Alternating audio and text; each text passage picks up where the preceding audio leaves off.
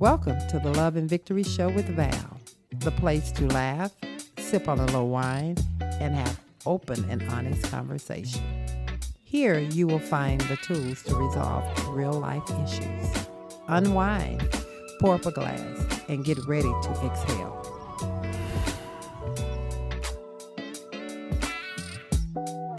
Well, welcome to the Love and Victory Show with Val. Today we are on this podcast and we are flipping the script. The title of this show is Flipping the Script, and I'm turning it over to my team. Abigail.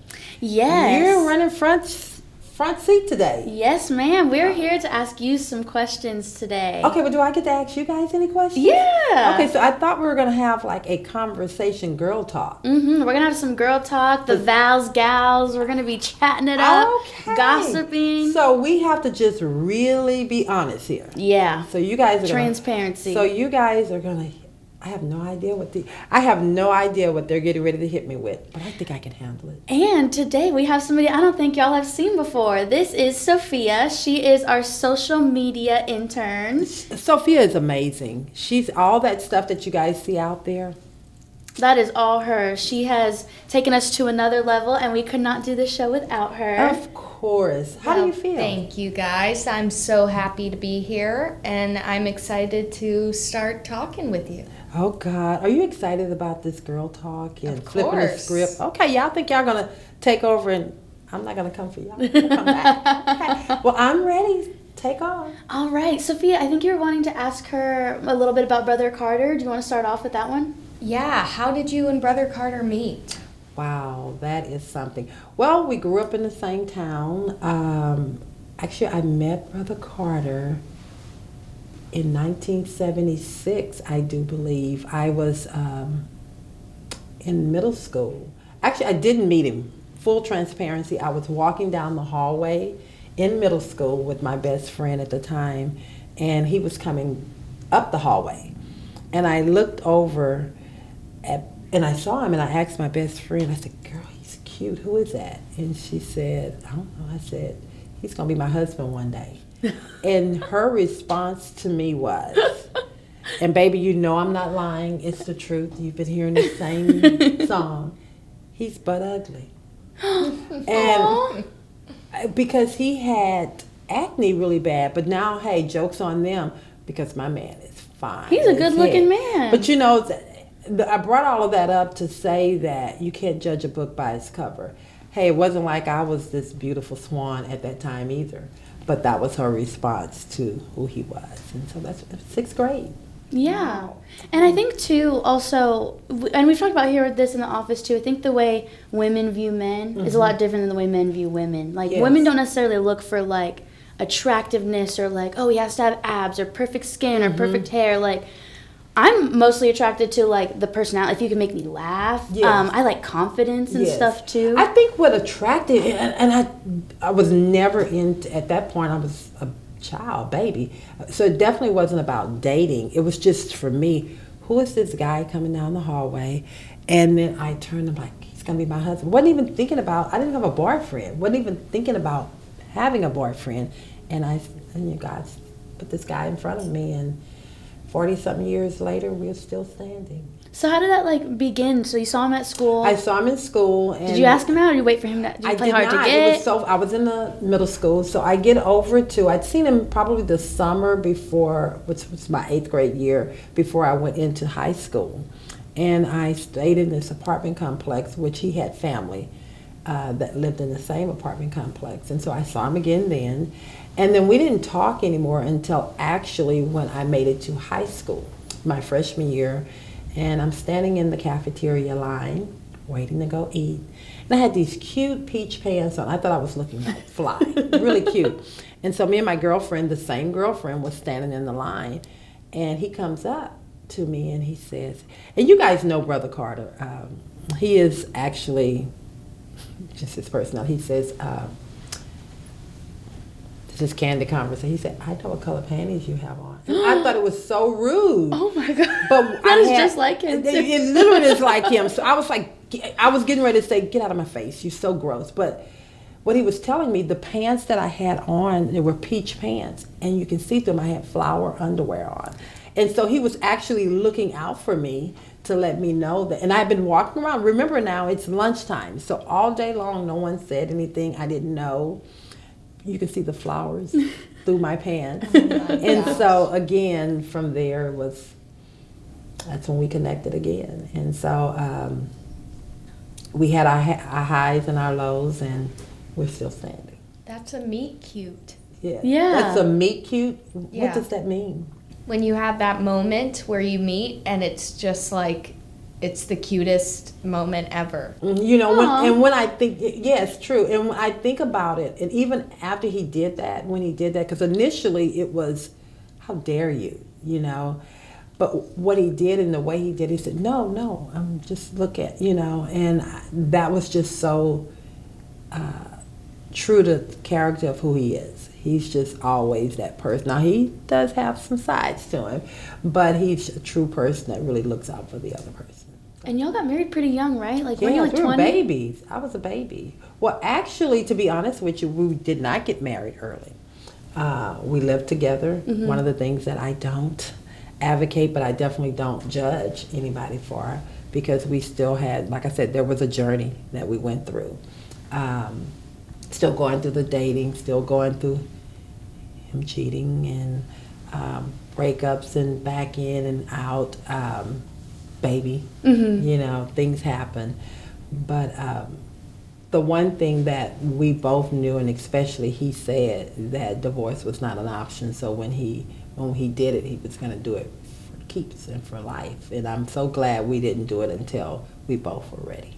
At the same time, it also gave us this sense of groundness. Does that make sense? Because we know each other, you know. He knows how I breathe. I know how he breathes. I know when he look a certain way, what that look means. And so I think, but as an individual, you really have to get to know yourself to know what you want and what you expect out of a relationship. And fortunately for us, we got to grow together to figure it out, but it doesn't always work out for other people that Yeah. way. Yeah. I definitely think, I always say love is a choice. You know, Yes. you can't choose who you fall in love with, but you Right. can choose who you continue to love. Yes. And something I think, and why I admire y'all's relationship so much, is I think a lot of people these days, and we talked about it on the radio show too, you know, you have too many options. Why would you choose? Why would you, they say don't put all your eggs in one basket, you know? Yeah. And so how is it to choose to love somebody every day, even when, like, you know, maybe you're not getting along, or maybe he's just really pissing you off, or... Well, even though you love someone, they're still going to get on your nerves. I mean, you love your mom, you love your dad, they still get on your nerves, but you can't choose to walk away from your mom or your dad.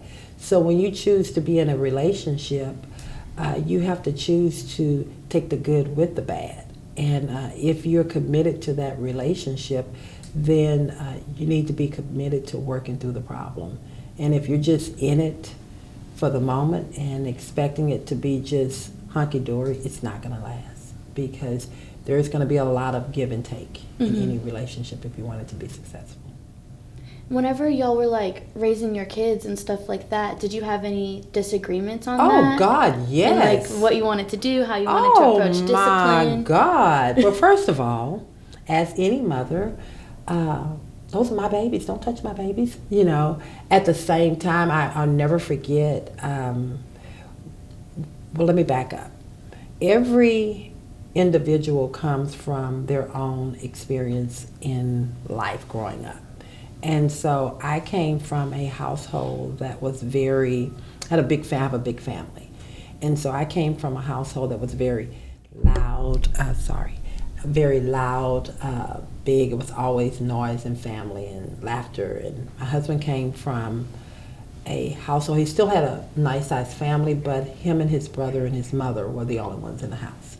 And so it was a lot quieter. And so for me, it was constant, always something going on. So that was a big adjustment for my husband and I to kind of balance out.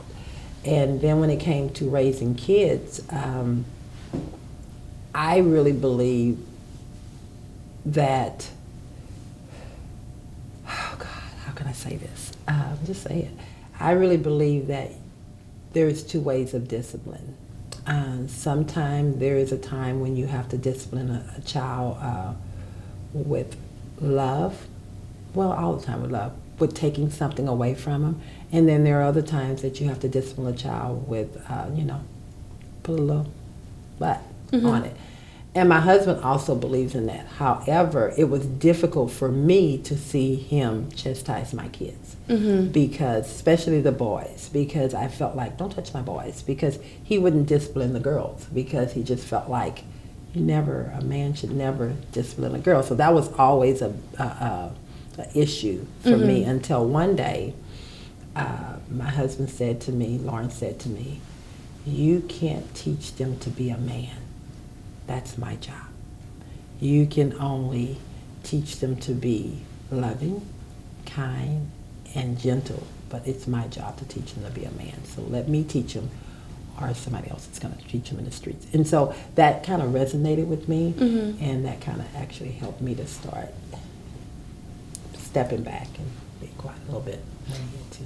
Yeah, and sorry, did you want to ask anything? I feel like I'm there. Is the love that you guys shared, is it the same as the day you got married, or has that love changed over time? I think it evolved. Yeah. I think that the love we had when we first met was so infectious, because we could sit on the phone for hours and hours and talk, and I would just hang on his every word. And now that we're older, it's kind of twofold. Sometimes he's my best friend, and then there is other times when it's like he gets on my absolute last nerve. But it's not from a standpoint that I don't want to be with him. It just evolves. So that's in any relationship. It's just going to evolve. It changes. It can change. I guess I'll make this statement. I'll ask myself, am I still in love with him like I was? I'm more so in love with him now than I was then.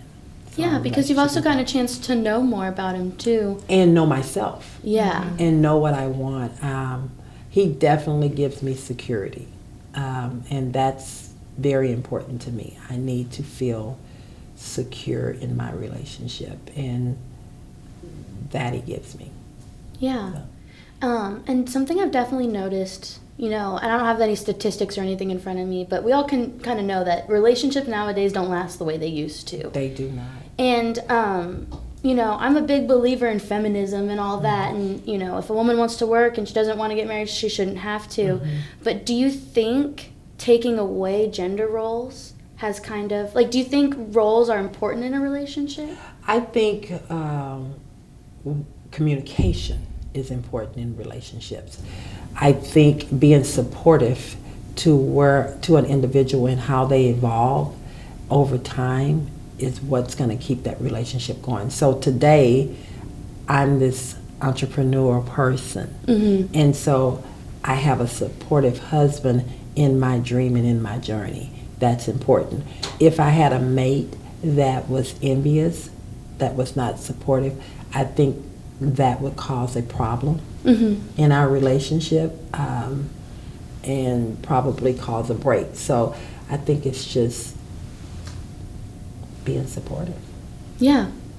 And then I know you guys obviously are, very close to God and stuff like that, and try to incorporate that in your life and stuff. So I know you guys have an LGBT child. So how has that affected y'all's relationship? Was there a point in time where... Well, let me just say, you said we're close to God. No, God is our center. And I think because of God, and because of His Word, and because of what God expects from us, it's never been a question of us loving or supporting our child. I think for me, and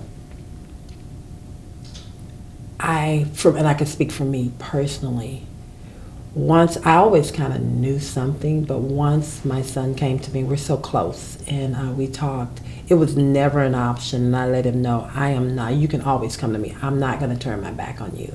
I'm going to support you. You know what the Word of God says. You was raised in the church. You're a grown man. And your walk and your relationship has to do with you. My relationship with my child has to do with me and my child. And so because he chose that lifestyle, or that lifestyle chose him, it has nothing to do with me being his mother. Mm-hmm. And so I was always fine with that.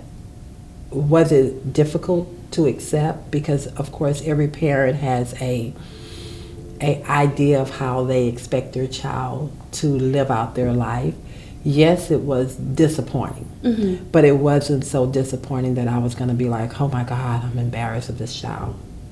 Nobody's going to come for my child, mm-hmm. and I'm not going to come for them. For my husband, I believe he felt the same way, but I think from a man's perspective, it's different, mm-hmm. and I think his journey was different than my journey, but we both stand together in this journey. That's our baby. We know exactly. He's not a baby. He's 37, but you're still my baby. We both stand in this journey together, 100% in support and love, and behind our son, because our son is very respectful, and that's all we've ever asked of our children.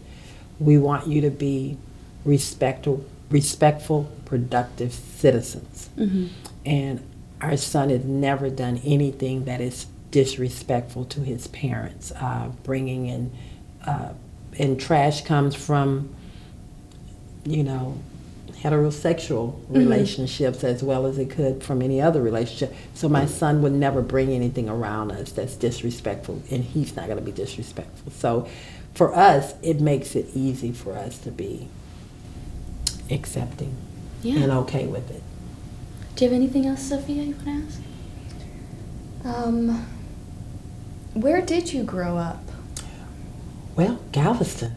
Galveston. But you always talk about being from Louisiana. Because my family line and everything, I was a little girl there. So, mm-hmm. You always go back to where you were a child. But my true growth and where I grew up was in Galveston, and finishing out. Near League City? Galveston, Texas. Right down at the water, the beach. That's where I met my boo.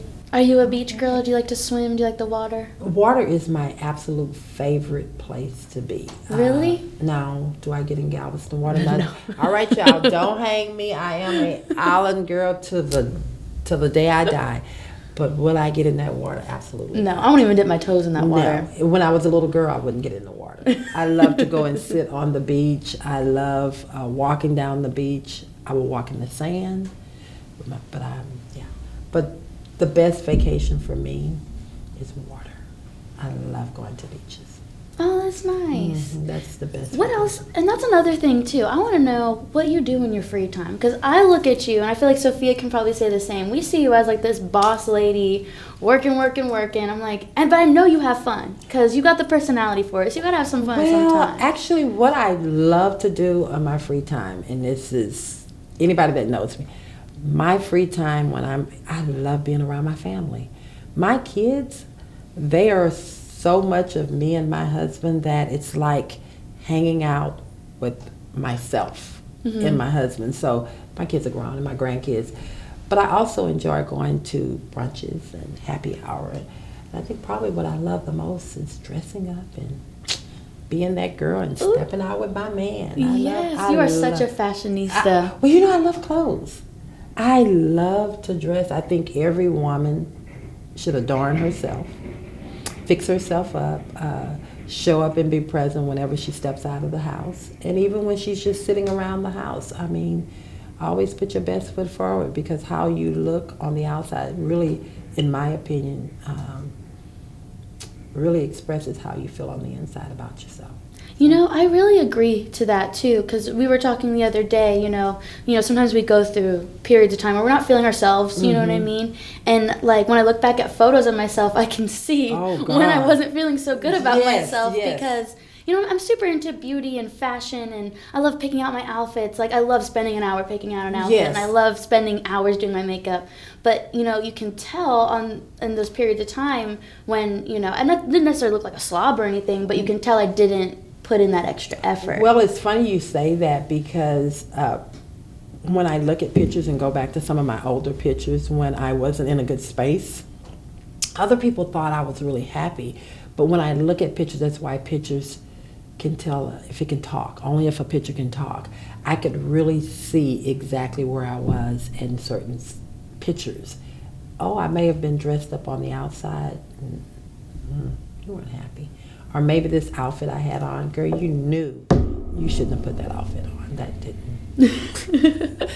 look good. It really affects your self-esteem. Yeah, it does. And it can kind of go either way. Like, if you're not feeling so good, you might dress up to feel better. But it also could be you're not feeling so great and you just don't feel good about yourself. You just don't feel good about yourself. And that's okay. And I guess what I meant about put your best foot forward, because I mean that a lot of times if you just get up, look in the mirror, you'll really see that you're a beautiful person, you know, and you don't need someone else to give you that affirmation.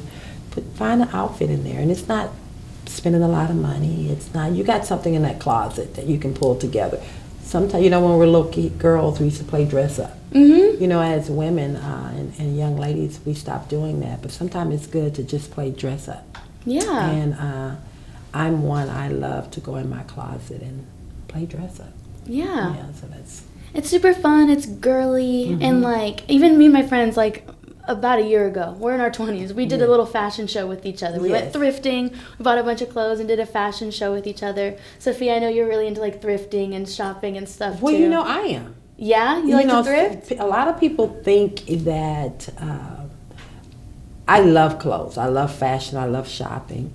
But I'm not going and drop all my money on a $300, $400 dress. I'm just not doing it, because my mind is going to change on that $300 dress in after 6 I wore months. Yeah. How many times can I wear that dress? You know, so that just doesn't make any sense. So I love a good resale shop. Thrift. Oh God, I'll wear one of those out in a heartbeat. That's my favorite. Yes. That's my favorite. What do you have a favorite store or brand? Yeah, actually, you know, Buffalo Exchange used to be one of my favorites, but it's doing something weird now. The one here in Houston is not trying to slam any brands, but I am a Buffalo Exchange person. But I think they're going through management changes there, or whoever's kind of selecting the clothes. I think not hitting the mark quite like they used to. Yeah. Have you ever been in there? Oh, yeah. Yeah. Would you say the same thing? Yes. Okay, so I'm not by myself. I like places like that, but honestly, my favorite thing is to go to like those really cheap, like really cheap, like where it's like 25 cents, and you probably are gonna spend about a few hours in that store. Oh, I have actually they have one not too far. I think it's like they have one over by Willowbrook Mall that I went to. So this is what I would do. I don't know if I would put on me some like an all-in-one legging kind of outfit, because I don't want to put the clothes on my body. Yeah. And then, I'll go for it, and I'll just go. And I used to go in there and come home with all these clothes, and Lawrence would be like, "What are you doing?" And you're like, "It's only like $50." And it's like, "What are you doing?" I'm like, then I had to stop because I had nowhere to put them. You know what I'm saying? So it's addictive. Yeah, that's a problem. And I've been trying to go more into accessories, which I've seen. I love how you accessorize with the little hats and the jewelry, because then you can just jazz up any outfits with some accessories. Yes, I love it. I know we kind of went on everything. What do you have for me? What else you want to know about me? Well, bringing it back to Brother Carter, actually, I know you guys have been together for so long. You must have had some good or bad interactions with his family. How's that relationship? You know, I have a messy team. Well, first of all, and I have to be candid, first of all, I have been a part of this family for 43 years. Just like being in this relationship with my husband hasn't always been great. Having my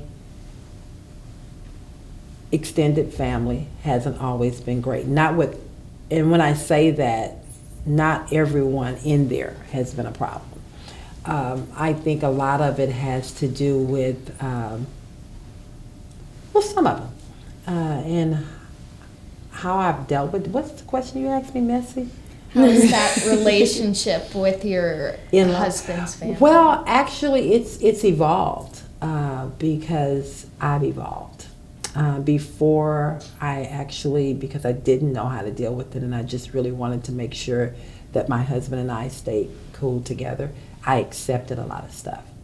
And now, since I've evolved, I choose who and when I want to deal with something. And if it's not healthy, if it's not reciprocating back to me what I'm giving out, I just don't deal with it. I don't put myself in that space. And the one thing, and what that has done is taught people how to treat me. Yeah.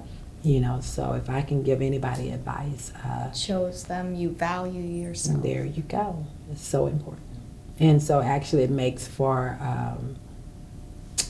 a better relationship even with me and my husband, because that's his family, and it's kind of hard. It was hard for him to see his family doing something wrong. It's kind of like what's going on with Meghan Markle. What's his name? And Prince Harry and yeah. Meghan. You know, Harry was brought up in this family line, and he didn't see anything wrong because that's just was what he's seen his whole life. And so here's Meghan from the outside saying to him, they're doing this to me. Mm-hmm. But he's not really seeing it as something wrong. It's just, you know. They do.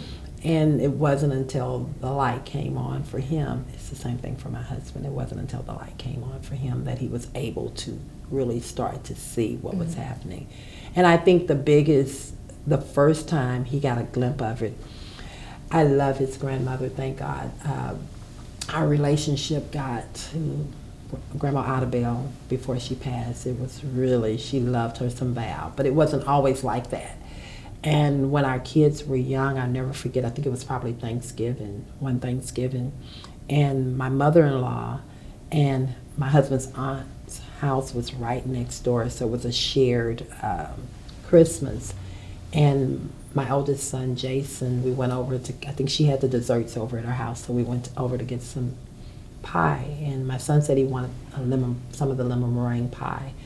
And my grandmother, Lord rest her soul, Grandma Abigail said, "Oh, that's the family pie. You can't have any pie," to my son. And my husband was standing right there. And he said, "What you talking about, Grandma? He is family." And I think literally, it didn't even dawn. I don't think she was coming from a malicious place. I think she was, now that I know, but at that time it hurt me. I'm not going to lie. But I think she was coming from a place of, you're an outsider, the immediate, it just is them, you know, like when you are a mother and then you have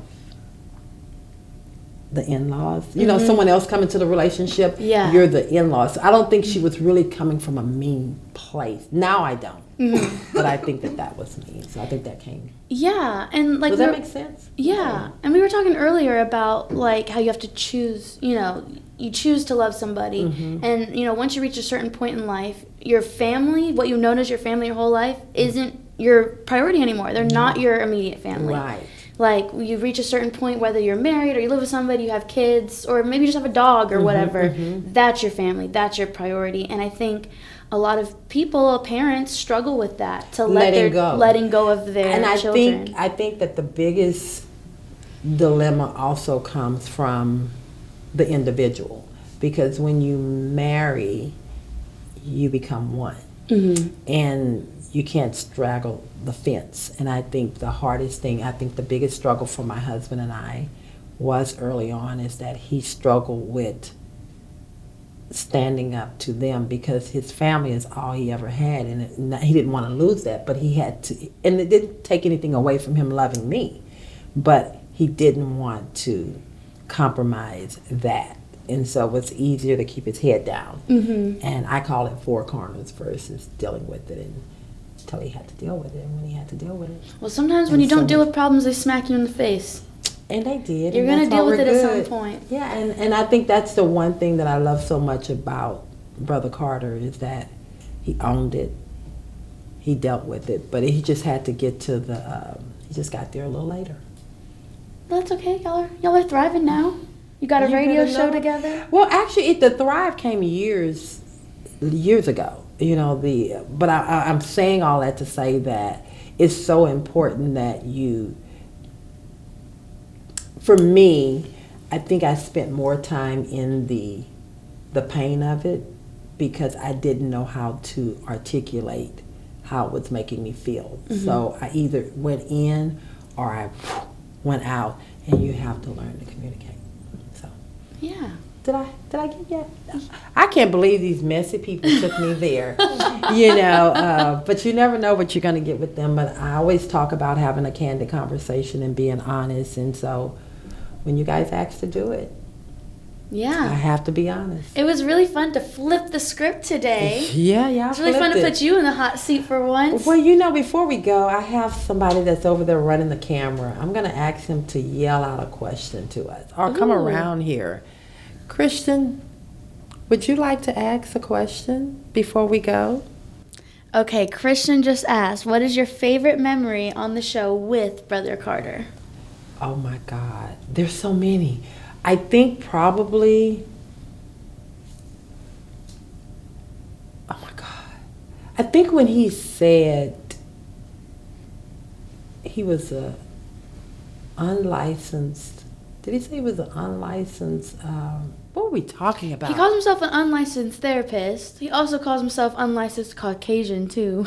I think, I know he's unlicensed Caucasian, he's unlicensed therapist, he's an unlicensed minister, he's unlicensed everything, but it was this particular show, and I can't think of the title of the show, but there was a part in there I was thinking like, it had something to do with race, and I didn't know how I was going to get it out, and he just said it, and I think I just love the fact that he is so unfiltered. He just says what you're thinking about saying, and I know I have to come back and clean it up a lot of times, but I think that's probably all of my favorite moments with him on the show, is that I love how he just says it. And it's never coming from a bad place, Christian, but he just goes there, and I love that. It's almost, I'm not gonna lie, sometimes I cringe in my seat, but I love that. Did that answer your question? And for y'all that didn't hear, Christian asked, what is your favorite date that Brother Carter's taken you on? It has to be a trip to Cabo. Ooh. We went to Cabo and we stayed at Breathless. Hey, I'm giving them some, and it was probably the favorite vacation, date time, trip that we've had. I know you said date, but that was the absolute best. I think we were the biggest kids. At the same time, I was just so free. We had so much fun. We danced, we partied. I even did a toga, well, I was part of a toga party. And we had so much. I know, right? I think that was it. Did that answer your question? That was good. That was good? Mm. Oh, so you're going to leave me like that hanging. Okay. I'm ready for another one. This is fun. All right. We can go there. Okay. Okay. Oh, Lord. Maybe I should have ended it. Jesus. You get one, Abby, and then... I'll let Sophia go with the Okay, last question. I feel okay, like I've been doing Sophia, too much talking. You give me your last question. Make it juicy. Y'all are so messy. Oh, my God. When did you decide to stop being an employee and become a CEO? In 2003. You want to know why? Why? Yes. For years, I watched how being in the boardroom, making decisions, and having a responsibility over people's lives, and not taking anything from any company owner, but what I learned is people just look at the bottom line. And it was always difficult for me to just look at the bottom line. I looked at people's faces. And I think the final thing was, the company that I was at, we had to cut. And every administrator, director, leader had to cut. We had to get down, like, I think it was close to 400 and 500 employees we had to cut. And throughout the whole company.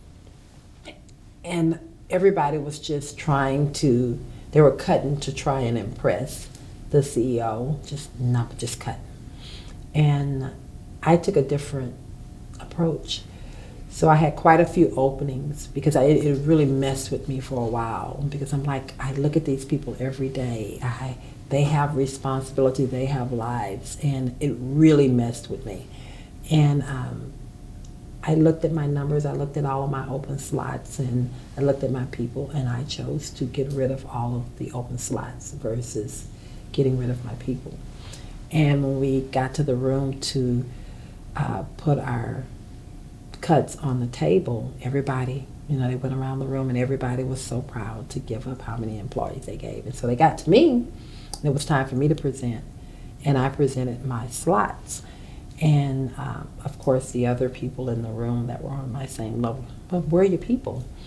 And I said, the task was never to get rid of people. They said we had to give up X amount of slots. And the CEO at the time really appreciated my approach, but I knew then just the whole environment, and it was very toxic, and it was very, it's good to be competitive. Cutthroat. It's very cutthroat, but I knew that it was more to being a leader. And for me, being a leader is about pouring into people. And that's when you get the best out of people. And I knew I had to go. So. And sometimes those big corporations too, it takes away the compassion. It takes away any feeling. It's all but just about, it's profit driven, you know? And I do think that there is a lane for that, because even in small companies, there are cuts and decisions you have to make, but you still have to keep in mind that these are human beings and your decisions are going to affect other people. But I think you have to do it with compassion, put yourself in the shoes of the other person. And I always ask God to please never let me forget when I'm interviewing someone that I've been on that side of the desk. Mm-hmm. So I just look at it different, and I knew that that's not what I wanted to do. So. Yeah. And have I ever had to, since I left in 2003, did I have to go back and go to work to supplement income? Because in business, you have highs and you have lows. Yes, I did. Mm-hmm. But I knew going back, I was never going to stop doing what I was doing. I do have one more question, because that kind of reminded me of something. I'm a big person, I'm really scared of failure. Mm-hmm. But obviously, you didn't go from quitting your job in 2003 to where you are now in a day. You know what I mean? So what are my failures? What are your failures? Oh my God. Not even 2 years after I started my company, I had to file bankruptcy. Talking about a low. I went from coming from a 6-figure job, and 2 years later, literally trying to figure out how I was going to not lose all my stuff, get out of this office. But I learned so much from that. And I think that we have to learn that with every trial, we have to change the word of a failure, because it's not, I didn't fail. What I did is I grew. I had to learn that I needed to learn my value. I couldn't take my gift for granted and allow other people to take it. I needed to know my value. That's the one thing. When I set my price, expect to be paid and expect to collect. And so I had to learn that, because I would give the store away, because I would listen to people's sob stories at the expense of myself. And so you have to learn that you still got to eat. Mm-hmm. But again, through that whole journey, Brother Carter was always there. And I think that's what I love so much about him. Having someone in your life that when you hit that low point is not going to beat you down. It's not going to be, you did this to us. Why did you make that decision? It's going to be okay, babe. Mm-hmm. I got you. We'll get up. So that's good. That's I love amazing. that. Yeah, so that's the truth. And so if I can leave anybody that is listening, that is feeling like they made a decision and it didn't really turn out right, or they're feeling like a failure, you're not a failure. Honestly, you're not a failure. It's something that God wants you to get out of that. And I promise you, when you get on the other side, you're going to be so much better, so much stronger, so much wiser. and so much talent, much more talented, because that taught me so much. And who would know that 20 years later I'm still in the game? That could have broke me, but I didn't let it break me, and God still have me. And this year in December I made 20 years. So Ooh, yes. congratulations. That's a great way to end this. Yeah. 20 years later I'm still standing. Oh my goodness. And Miss Carter, thank you for letting us ask you some questions. I admire you a lot. I've been working for you for a few months now, and it's kind of nice to be able to pick your brain a little bit and to ask you some of those non-work related questions. Well, thank you for just asking them and feeling comfortable asking me the questions that maybe others wouldn't want to ask. And thank you, Sophia, for being comfortable enough to, who gets an opportunity to really ask their boss intimate questions like that, and would a boss answer it? And I think that if bosses, and I don't like to call bosses, leaders would start to become more transparent with their workers, they'll be amazed at what they can get out of them. Yeah. Well, I hope you guys, I hope the Love and Victory fans, I hope you guys learned a lot about Miss Carter today. Val over here. I know I did. So tune in next time. We'll have another podcast coming next week. They're always flipping the script on me. Thank you. Bye. Bye.